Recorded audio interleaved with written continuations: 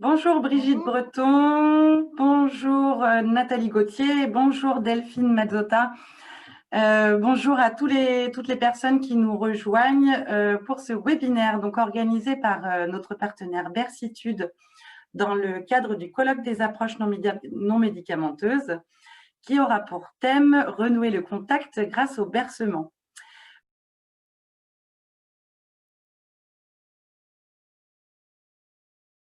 Bonjour, mesdames et messieurs. Nous sommes ravis de vous accueillir pour cette troisième classe virtuelle sur le thème du bercement. Bersitude s'intéresse au bercement en tant qu'approche non médicamenteuse à certains moments de nos vies et plus particulièrement au bercement avec un fauteuil sécurisé qui nous vient du Canada.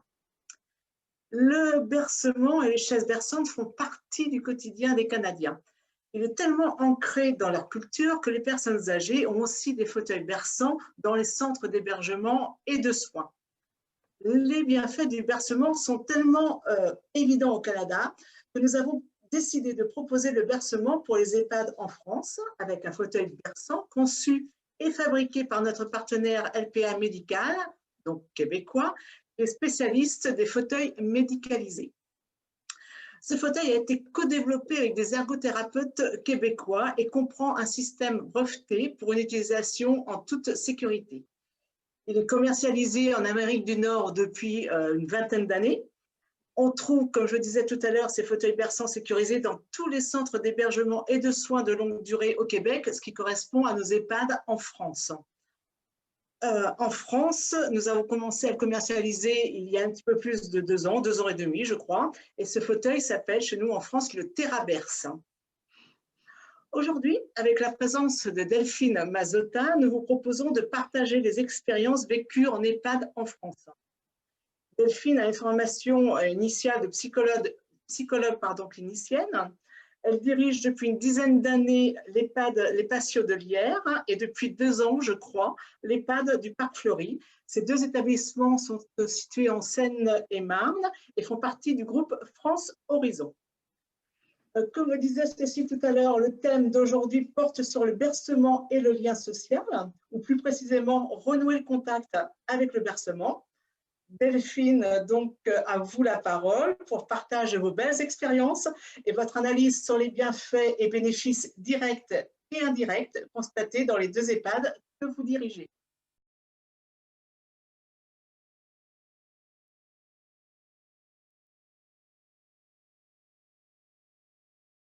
Bonjour à tous, merci de m'accorder un petit peu votre temps. Donc effectivement, je suis de formation psychologue clinicienne. Je dirige depuis une dizaine d'années 2 établissements pour le groupe France Horizon, qui est une association qui existe depuis 80 ans. Sa première EHPAD a ouvert dans les années 50.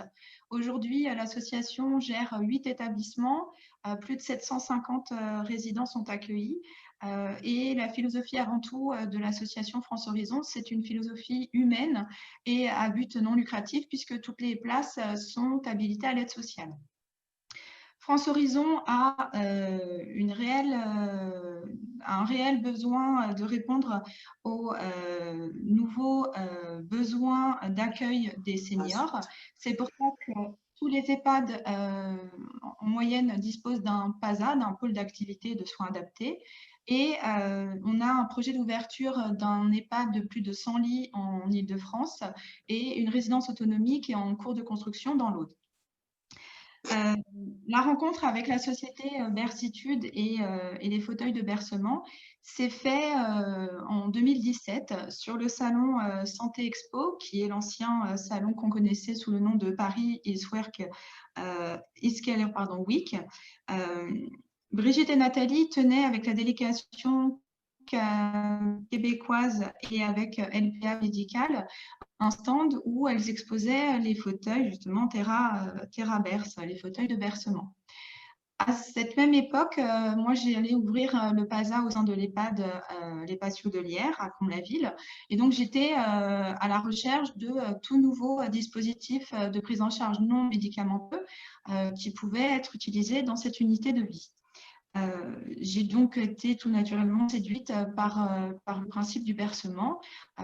J'ai équipé en octobre 2017 le bazar de 3 fauteuils de bercement et au vu des effets bénéfiques qu'on a constatés avec l'équipe sur les résidents, j'ai maintenant doté les 2 EHPAD d'une dizaine de fauteuils et j'ai 3 autres établissements de l'association qui ont également acquis les fauteuils de bercement.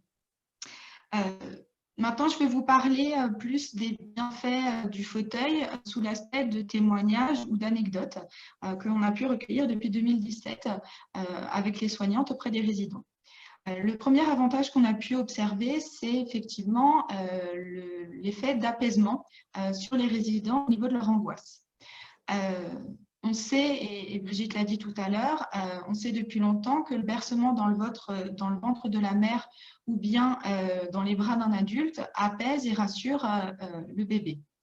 On a tous à un moment, nous aussi, pris plaisir à se balancer avec un livre près du feu ou dans une balancelle. Alors pourquoi pas nos personnes âgées ? Il y a plusieurs études qui ont montré que 76% des personnes âgées présentant des troubles cognitifs gardent en eux le mouvement, l'instinct de bercement et sont capables de se bercer de manière autonome.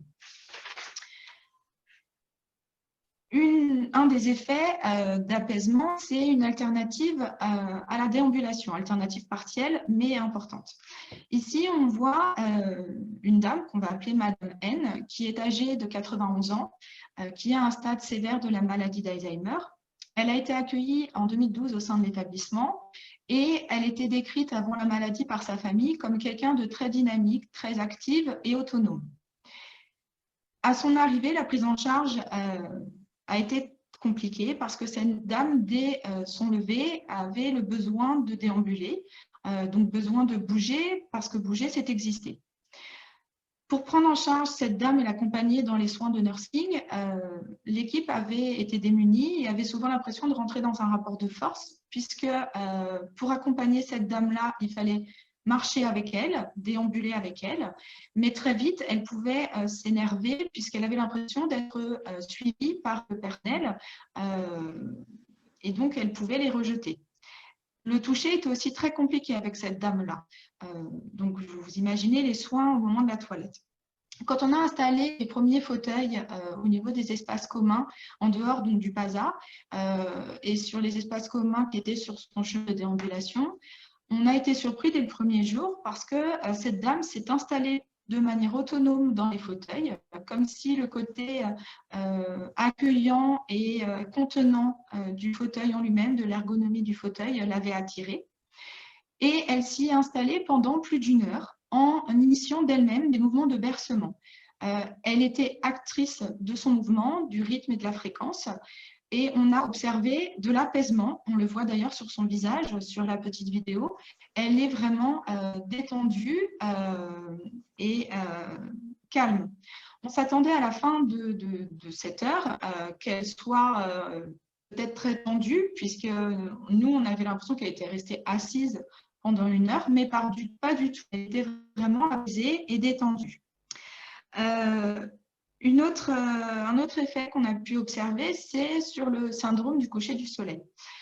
Comme dans tout EHPAD, on connaît tous ce moment-là où, à l'arrivée de la fin de journée, quand le personnel administratif et les premiers salariés commencent à partir, quand les familles, avant le confinement ou là au moment des visites, commencent à quitter leurs parents, quand la luminosité extérieure diminue, on a des résidents qui développent une angoisse qu'on appelle le syndrome du coucher du soleil et on a souvent les résidents qui nous disent « mais non, il faut que je parte, j'ai des enfants à aller chercher, il faut que je prépare le dîner, il faut que j'aille chercher la baguette, mon mari m'attend à la maison ». Et le personnel diminue à ce moment-là parce que pour eux, c'est un moment où ils n'ont pas forcément beaucoup de temps. Ils sont pris dans des tâches, dans des soins de nursing à l'approche du dîner et des couchers. Et donc, les équipes sont démunies, encore une fois, face à l'angoisse de ces résidents. Quand on a installé les fauteuils, on a profité pour prendre en charge une personne qu'on va appeler Madame B, qui, avant l'installation des fauteuils berçants, souvent en fin de journée, se mettait à pleurer et verbalisait qu'elle se sentait perdue, qu'elle se sentait toute seule, elle ne comprenait plus pourquoi elle était avec ses enfants et pourquoi elle n'était pas avec ses enfants et pourquoi elle était là. C'est une femme qui a eu 6 enfants, qui a toujours été dévouée pour sa famille. Pour elle, la famille, c'est vraiment une notion très importante, puisqu'elle a éduqué ses 6 enfants et a continué avec ses petits-enfants en allant les chercher à l'école, que ce soit pour la cantine ou après l'école pour les aider aux devoirs le temps que leurs parents arrivent. Donc, pour elle, les enfants, c'est quelque chose d'important. Quand on sentait que l'angoisse pouvait arriver au moment qu'on avait identifié comme étant la fin de journée, on a proposé à cette dame de venir s'installer avec nous sur les fauteuils de bercement. On a commencé à discuter avec elle, par exemple, vous devez préparer le repas et qu'est-ce que vous avez envie de faire et comment vous cuisineriez cette recette-là, voilà. Et au fur et à mesure, on a initié avec elle le mouvement de bercement qu'elle a continué par elle-même, puisque c'est un mouvement qui est propre à chaque personne et qu'elle initie avec ses gens. Très vite, on a remarqué que cette résidente, commençait à se détendre, à oublier son angoisse, ou en tout cas à la manifester moins, et à prendre plaisir tous les soirs à venir dans cet espace-là avant le repas. Ce qui fait qu'un autre effet qu'on a pu observer, c'est l'amélioration des troubles de l'endormissement et du trouble du sommeil. Je reprends l'exemple de cette dame-là. Étant donné qu'au moment de l'arrivée de la soirée, avant de passer au repas du soir, elle est plus détendue. Elle est du coup plus à même de suivre les soignants pour venir en salle de restaurant et dîner. Et par l'effet papillon, ça découle, elle est plus enclin pour venir au repas et ensuite venir, quand elle sent la fatigue arriver, venir se coucher dans son logement.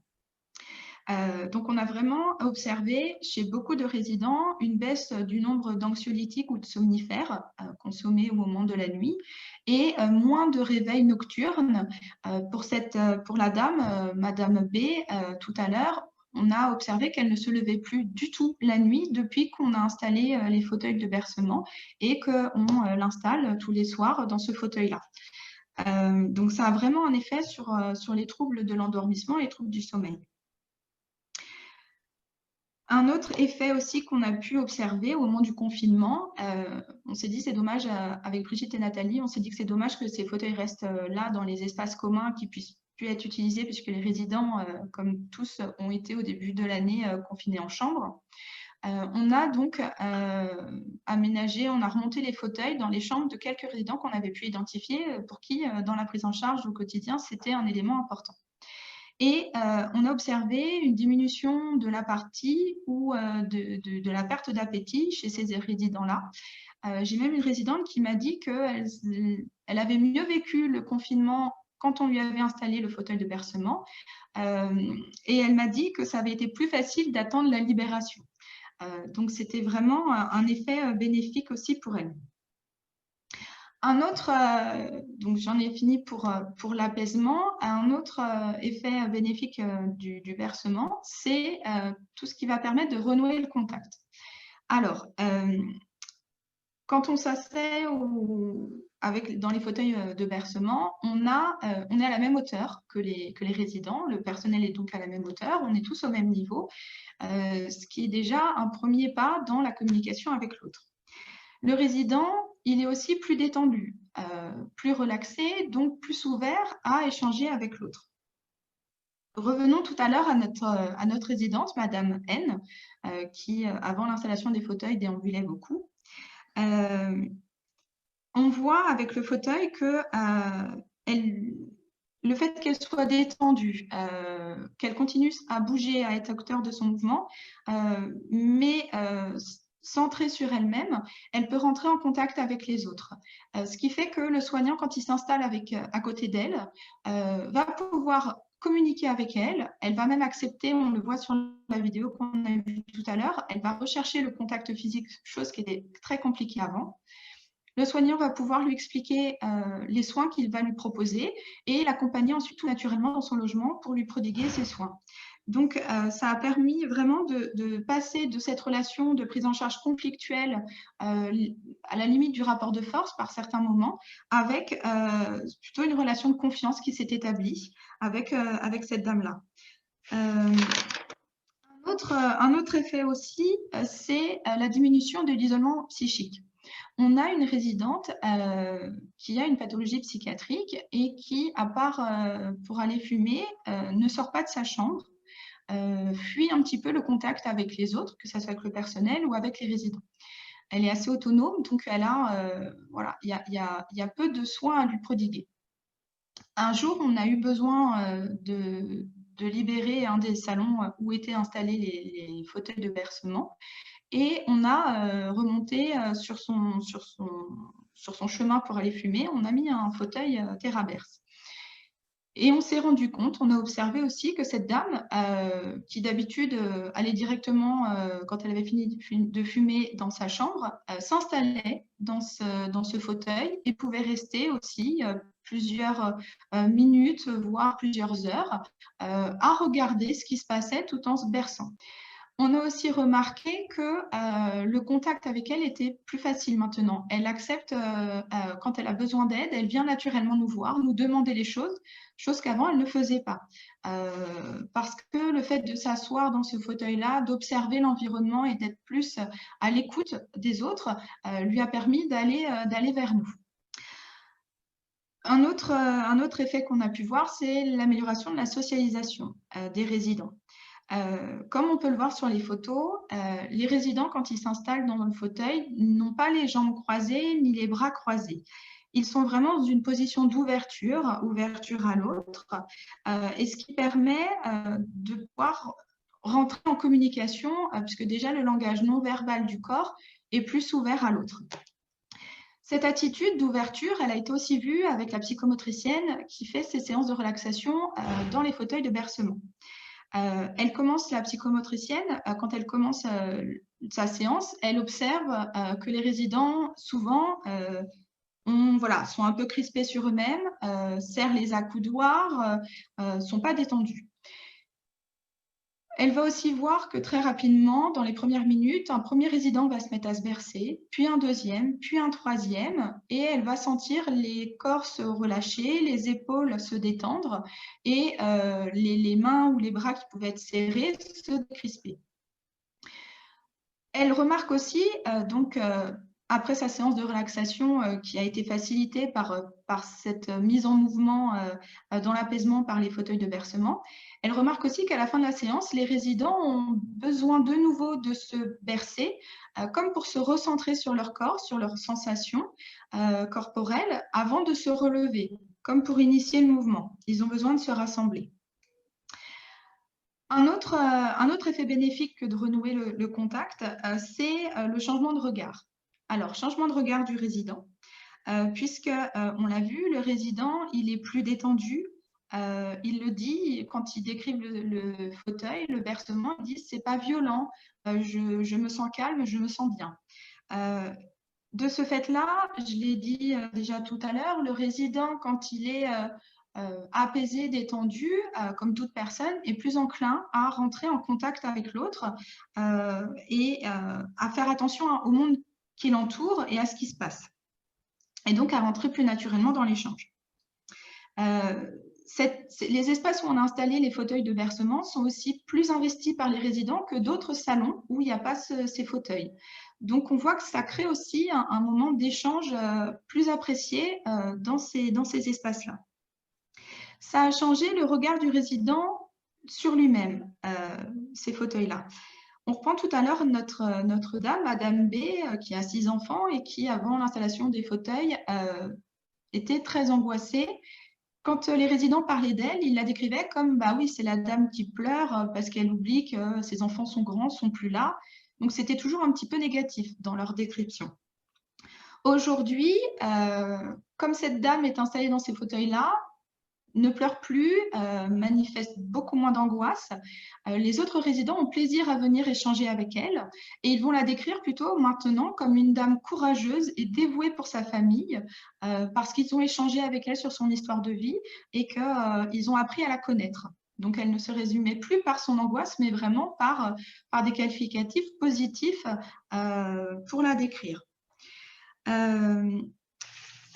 Pareil, elle était plus décrite du coup comme juste résumée par ses troubles de la mémoire, mais vraiment comme une mère de famille et avec toutes les valeurs qui pouvaient l'animer.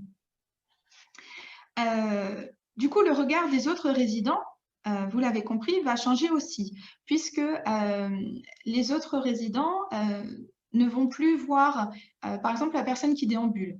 Du fait qu'elle déambule moins avec le fauteuil roulant, puisqu'elle reste, la personne qui avait la tendance à déambuler reste actrice de son mouvement, mais dans une position statique sur place, la personne va être aussi, comme elle déambule moins, elle va aussi être susceptible de moins rentrer dans les chambres, donc de moins déranger l'autre. Et le fait qu'on puisse rentrer en contact avec elle, elle va être vue avec de l'empathie. Maintenant, les résidents vont prendre plaisir à s'asseoir à côté de ces résidents-là, alors qu'avant, ils avaient tendance à les fuir puisqu'ils les voyaient comme des gens un peu fous, un peu dérangés, qui ne tiennent pas en place. Et puis l'image que pouvaient renvoyer les personnes déambulantes voilà, leur faisait peur. Donc, ça a amélioré le regard des autres résidents vers les personnes avec des troubles du comportement qui s'apaisent dans ces fauteuils-là. Un autre effet aussi qu'on a pu observer, c'est le regard des aidants professionnels et familiaux, puisque le soignant, on le voit ici avec la dame, sont à la même hauteur que le résident. Les soignants ne vont plus voir le résident comme une personne avec des troubles à qui il faut répondre aux besoins de se laver, de se nourrir, de se déplacer. Non, ils vont comprendre le résident comme une personne dans son entier et ils vont du coup changer de regard. La personne ne sera plus résumée par ses troubles, mais au contraire par toute son histoire de vie qu'elles auront pu échanger dans les fauteuils. On voit aussi avec les familles que les familles, elles ont... ça fait un petit espace de convivialité et d'échange, de conversation. Elles vont être plus facilement à discuter avec leurs parents plutôt que de s'isoler dans un autre endroit de l'établissement. J'ai même une dame, quand on a une résidente, quand on a installé les fauteuils dans cet espace-là, était toute contente et m'a dit « c'est super, je vais pouvoir enfin faire découvrir le bercement à mon fils ». Donc, c'est aussi quelque chose de valorisant pour les résidents de faire découvrir cet apaisement grâce au fauteuil de bercement au sein de l'établissement. Voilà, j'en ai fini pour mon témoignage. Je vous remercie de votre attention et puis j'espère en tout cas vous avoir convaincu des bienfaits du bercement sur les personnes âgées. Je suis disponible si vous avez des questions.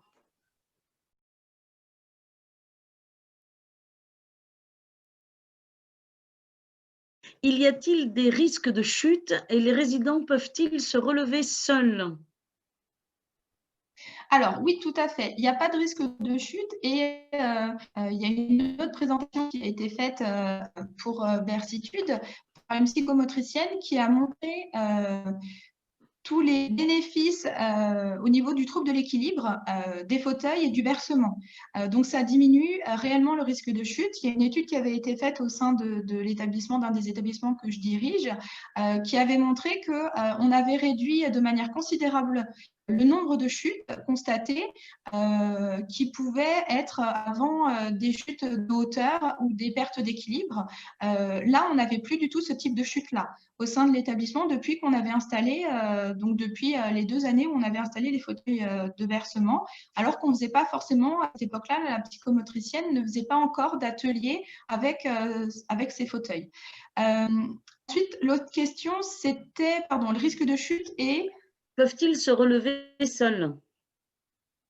Oui. Alors là, je vais peut-être plus vous laisser la parole pour expliquer pourquoi ils sont vraiment sécurisés pour les résidents, même, je tiens à préciser, même pour les résidents avec une pathologie type parkinsonienne, On sait bien que quand ils s'asseyent, ils ont tendance à se jeter fortement en arrière. Le fauteuil ne bouge pas du tout. Il est même des fois plus sécure d'avoir un type de fauteuil comme ceci que d'avoir un autre fauteuil type Voltaire qui bascule en arrière. Et je vous laisse répondre pourquoi Alors, bascule pas. comme nous le disions tout à l'heure, le fauteuil en question est un fauteuil qui est sécurisé, comment dire, avec un concept qui a été développé avec des ergothérapeutes au Québec, qui a décomposé le mouvement de l'assise et du lever des résidents, et donc qui a intégré dans ce fauteuil un système qui fait que lorsque le résident n'est plus en contact avec le dossier du fauteuil, c'est-à-dire s'il fait un mouvement pour se lever, il va décoller son dos du dossier, et donc dès lors que le dos ne sera plus en contact avec le dossier du fauteuil, le fauteuil va redevenir un fauteuil fixe, donc il ne va pas partir en avant.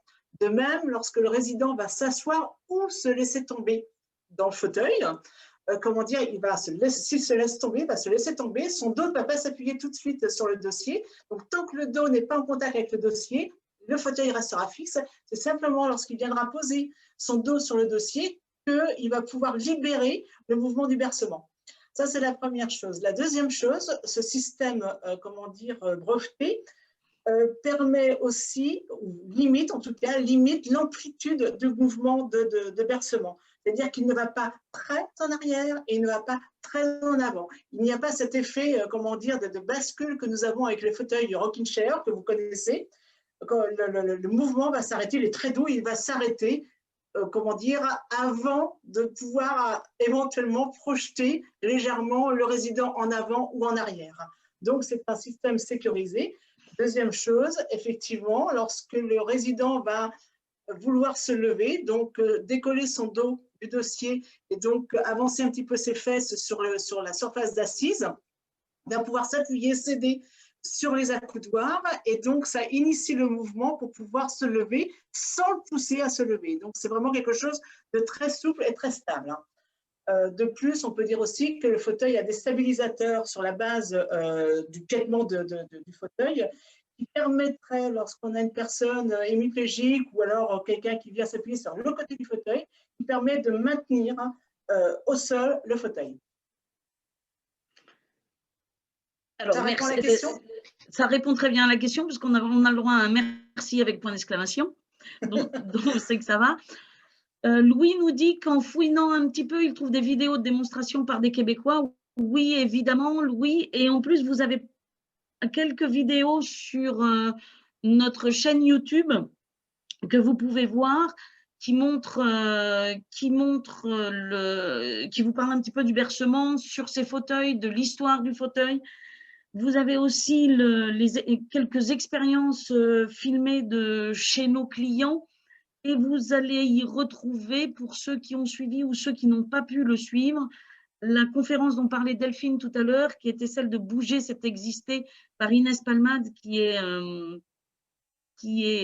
psychomotricienne. Le webinaire a eu lieu au mois de novembre. Je ne pourrais pas vous dire la date. Lundi de la semaine dernière. Lundi de la semaine dernière, voilà. Et donc, la vidéo est aussi en ligne pour ceux qui veulent. Et puis, petit à petit, toutes les autres vidéos vont arriver, celle de François sur le bercement au Canada et celle de Delphine d'aujourd'hui aussi. Dans les commentaires, il y a eu la question de l'inactivité dans le fauteuil. C'est pas du tout ça, au contraire. Dans ce fauteuil-là, le résident reste actif jusqu'au bout. C'est pour ça que c'est un fauteuil qui fonctionne très bien avec les résidents qui ont un besoin de déambuler, parce qu'ils sont vraiment acteurs, ils continuent de bouger même dans ce fauteuil-là puisqu'ils se bercent, et que pour cela, ils ont besoin d'être acteurs au niveau de leurs jambes et de leur buste. Et effectivement, Inès, dans sa présentation, explique vraiment pourquoi ce n'est pas un fauteuil où on est passif comme dans un autre fauteuil. Alors en fait, on parle souvent de fauteuil berçant. On devrait plutôt parler de fauteuils dans lesquels on peut se bercer. Voilà. Une autre question peut-être plus pour Brigitte que pour Delphine. L'assise du fauteuil est-elle réglable en hauteur? Oui, elle est réglable en hauteur, comment dire, avec un outil. Ceci étant, il y a 4 niveaux de réglage. Donc, on vous les règle sur place en fonction du besoin et on donne les instructions pour pouvoir faire un réglage s'il est besoin d'adapter la hauteur en fonction d'un ou deux résidents particuliers. Donc, c'est en fait la base du fauteuil qui va être réglée, qui va être remontée s'il est besoin de la remonter pour les personnes de grande taille.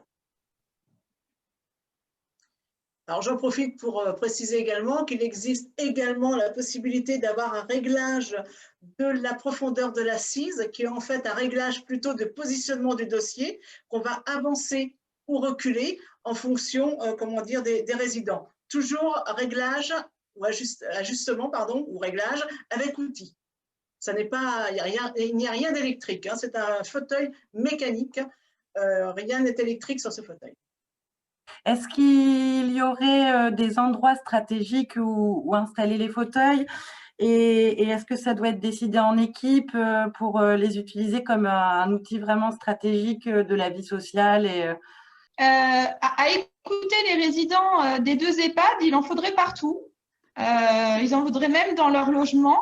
Après, je pense que la première indication, ça peut être effectivement dans tout ce qui est unité type PASA, mais pas que. Nous, on a essayé, quand on a vu que par occasion, on a déplacé les fauteuils et que on a attiré d'autres résidents, on s'est dit qu'on allait essayer d'en équiper à différents endroits.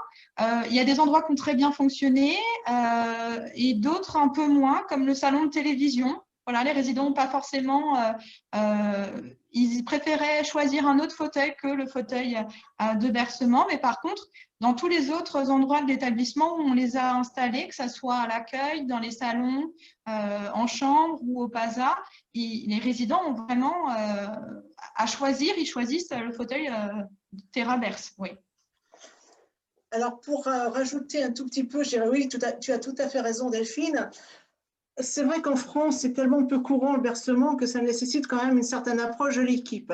Donc, on a 2 possibilités. Ou, comment dire, où on met des fauteuils dans les espaces communs où on a encore des résidents qui sont assez autonomes et qui vont comprendre très facilement d'eux-mêmes comment se bercer. Donc, dans les petits salons, à l'accueil, dans les petits salons privés, etc. Donc, dans ce cas-là, c'est très facile. Pour rebondir sur le salon de télévision, c'est pas étonnant en fait que ça fonctionne pas trop, parce qu'en fait, on regarde la télévision où on se berce. C'est difficile un petit peu de faire les deux ensemble. Donc après, je voulais dire, oui, effectivement, le bercement nécessite d'être accompagné et pour les personnes, pour un public un petit peu plus, avec un peu moins d'autonomie, et notamment dans les unités protégées ou les PASA, c'est hyper utile, mais ça nécessite que les équipes comprennent les bienfaits du bercement et accompagnent dans un premier temps, comment dire, cette activité. Je dis accompagne dans un premier temps parce qu'une fois que la personne, la résidente a compris, elle va se bercer. Si on a la chance, et on dit très souvent que c'est bien de mettre 2 ou 3 fauteuils, 4 ou 5 si vous voulez, bien évidemment, mais ensemble, c'est tout simplement parce qu'en fait, les résidents vont se bercer par mimétisme, vont être intrigués par ce qui se passe, vont voir ce qui se passe et vont regarder le voisin et vont se bercer ou bercer le voisin quelquefois. On a vu, comment dire, des résidents prendre plaisir à bercer le voisin ou la voisine. Donc, dans ces unités-là, il faut, dans certains cas, initier, accompagner, et ça fonctionne, ça apaise, ça détend, ça décrispe, ça occupe, enfin, ça fait plein de choses. On peut les mettre aussi dans les salles de Snozelen, où là, on a l'avantage pour les personnes qui ont un petit peu de mal à lâcher prise, on leur propose de s'asseoir, on reste en position assise, les pieds au sol.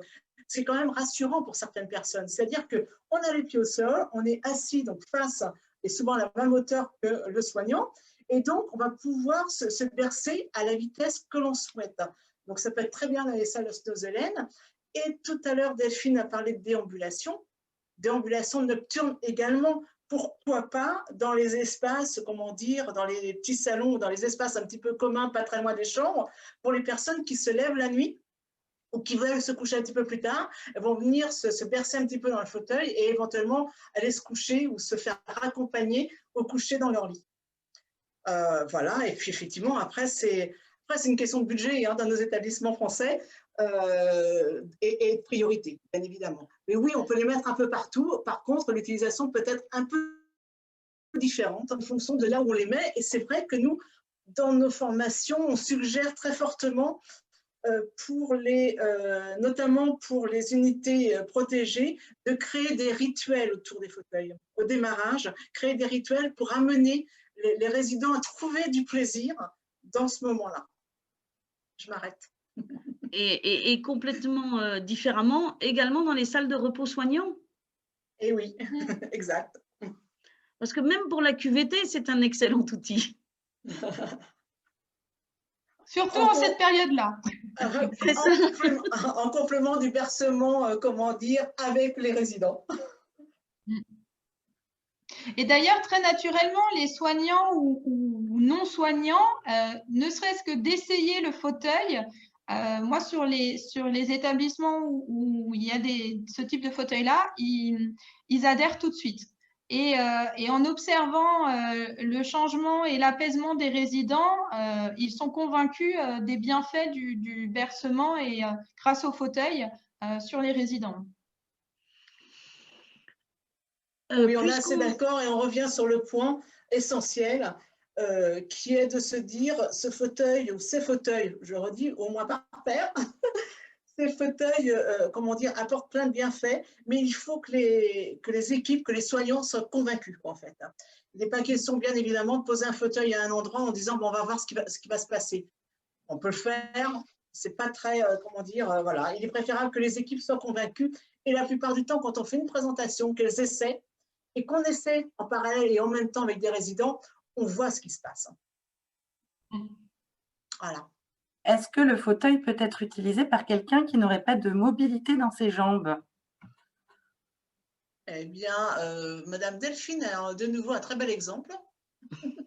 Oui, non, tout à fait, tout à fait. Après, ça va être aussi au personnel qui l'accompagne d'initier le mouvement avec le dossier du fauteuil, du moment que le résident est bien installé et comme disait Brigitte, a bien le dos en contact avec l'assise du fauteuil, on peut initier le bercement. On avait même une dame, nous, qui alors elle était encore en capacité, non pas de marcher, mais de faire le transfert, qui faisait le transfert du fauteuil, de son fauteuil roulant au fauteuil de bercement, parce qu'elle y prenait vraiment plaisir. Et après, on initiait avec elle le mouvement de bercement. Et il y avait une dame aussi. Je pensais à la canne, Delphine. Ah oui, oui, tout à fait, oui, oui. On a des résidents qui utilisent la canne à côté de leurs jambes pour initier le mouvement de bercement. Oui, oui, il n'y a pas que les jambes. Voilà, qui remplace l'appui podal, en fait, par l'appui sur la canne et qui crée le mouvement par la canne. On l'a rencontré dans d'autres établissements également, Delphine. Oui. Merci Cécile pour cette question. Et nous en avons une suivante qui est: utilisez-vous le fauteuil pour les personnes en fin de vie? Alors, on pourrait tout à fait. Nous, malheureusement, les fauteuils ne sont pas forcément installés dans les logements des résidents, mais on pourrait tout à fait. Hein. Oui, oui. Ça apporterait un bien-être pour les résidents. Alors, je pense à plein d'autres dispositifs que Bercitude est en train de proposer et qui pallient aussi des fois à ce manque d'équipement dans les chambres. Mais oui, oui, ça serait tout à fait bénéfique pour eux. Surtout que ça reproduit des mouvements que le corps, l'empreinte du corps a gardé, hein, les mouvements dans le bercement du ventre de la mère ou dans les bras. Voilà, et c'est quelque chose que le corps garde en mémoire toute la vie et donc peut apporter ce bien-être. Et d'autre part, on dit que le fait de se bercer occupe un peu l'esprit. Si on s'occupe un peu l'esprit, on laisse un petit peu plus loin la douleur, même si elle est toujours là, mais on la ressent un peu moins fort, et on pense à autre chose. Donc oui, en fin de vie, en soins palliatifs, oui, ça peut être utile. Et oui, il peut y avoir des bienfaits. Et oui, ça mérite d'être testé. Et c'est aussi un outil pour les accompagnants familiaux en fin de vie. C'est-à-dire quand ils accompagnent quelqu'un en fin de vie, de pouvoir faire une pause sur un fauteuil berçant fait aussi du bien à l'accompagnant. Oui, une question me vient à l'esprit. Est-ce que les fauteuils sont facilement transportables? Oui. Oui, ils sont facilement transportables. Il existe une option roulette à l'arrière du fauteuil, deux roulettes en fait, deux petites roulettes qui permettent, en basculant le fauteuil sur l'arrière, de le déplacer sur les roulettes sans se blesser le dos puisqu'on peut être en position verticale. Donc oui, ils sont assez facilement transportables.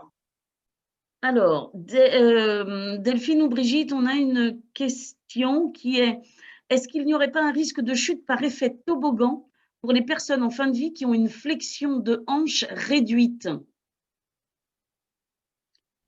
Alors, je dirais non, parce que l'assise du fauteuil fait que même si le résident a tendance à glisser, il va être stoppé dans son mouvement.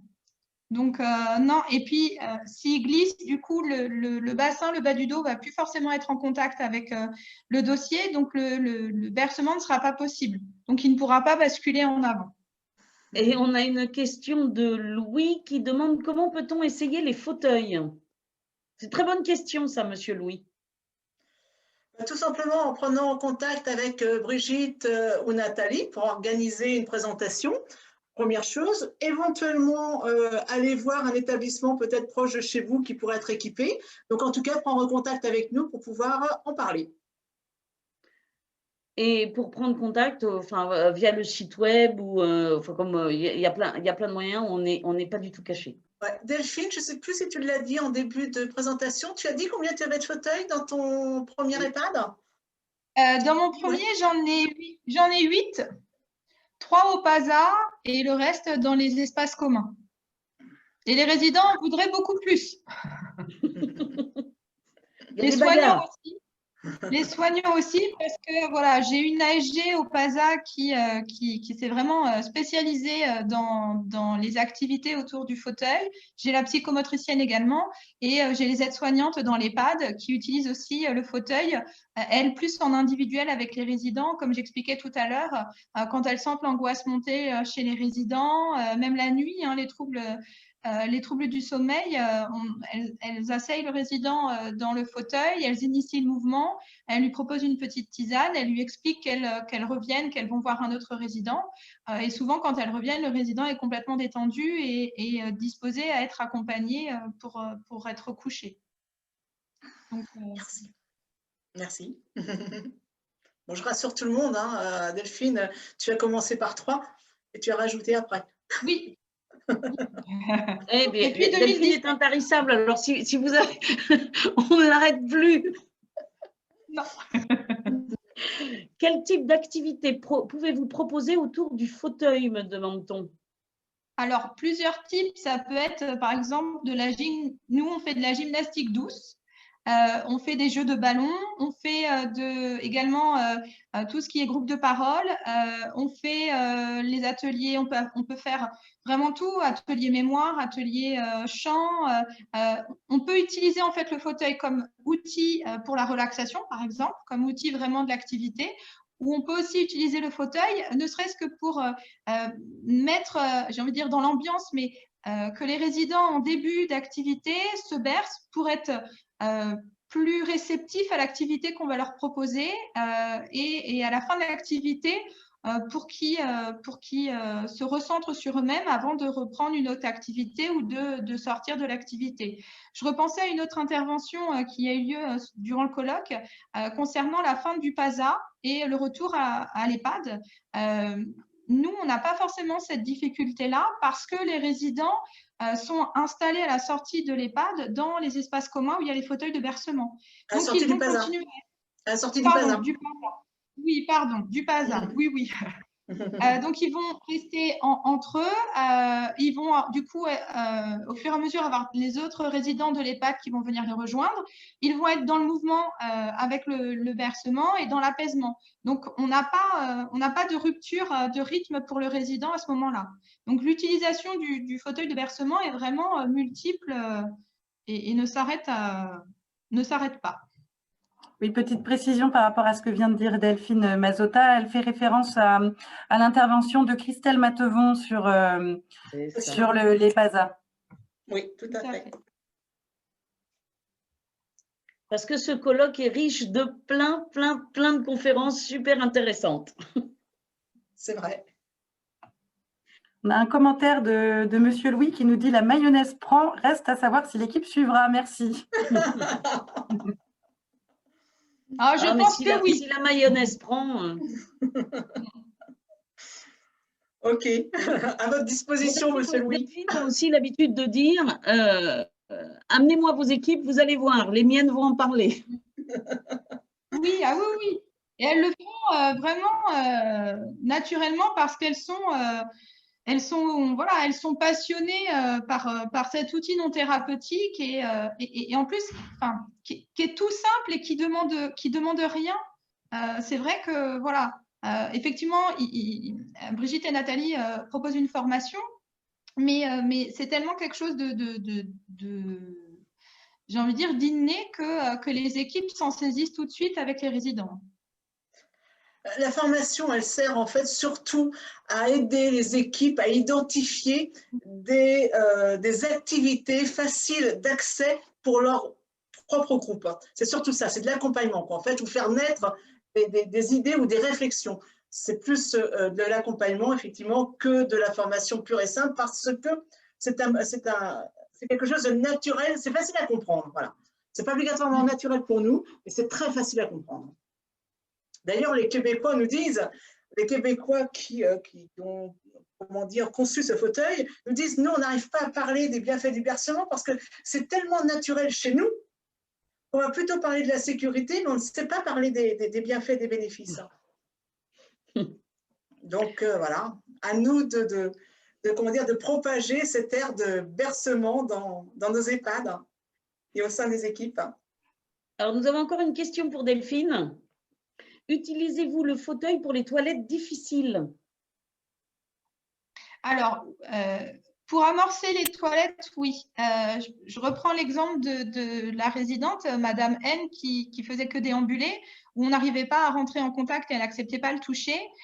Et comme on l'a vu dans la vidéo, le fait qu'elle soit assise et détendue, elle va accepter le toucher, elle va accepter de prendre la main du résident et ça permet de faciliter du coup le début des toilettes.